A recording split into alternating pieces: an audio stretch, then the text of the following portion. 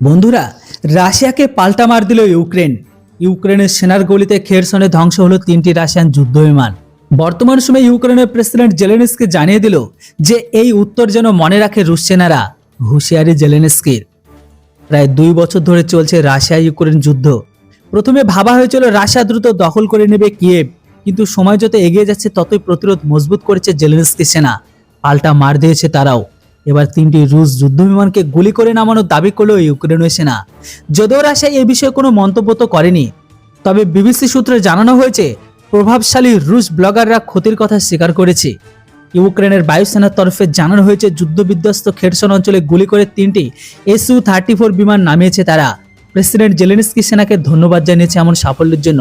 সেই সঙ্গে তার হুঁশিয়ারি, এরপর থেকে ইউক্রেনের মাটিতে হামলা চালানোর আগে রুশ পাইলটরা যেন মাথায় রাখেন এখানে ঢুকলে শাস্তি পেতেই হবে। জানা গিয়েছে বিমানে থাকা মৃত ও আহত সেনাকর্মীদের উদ্ধার করা হয়েছে। সম্ভবত গ্লাইড বোমা ফেলতে বিমানগুলি খেরসনের অঞ্চলে হাজির হয়েছিল, কিন্তু তৎপরে ইউক্রেনের সেনারা গুলিতে সেই মতলব ভেস্তে গেল। উল্লেখযোগ্য, গত সপ্তাহে রাশিয়ার প্রেসিডেন্ট ভ্লাদিমির পুতিন সাফ জানান উদ্দেশ্য পূরণ না হওয়া পর্যন্ত যুদ্ধ থামবে না। তার কথায় সেনা সরানো বা শান্তি ফেরানো নিয়ে ওরা আলোচনা করতে রাজি নয়, তাই আমরাও বল প্রয়োগ করতে বাধ্য হচ্ছি।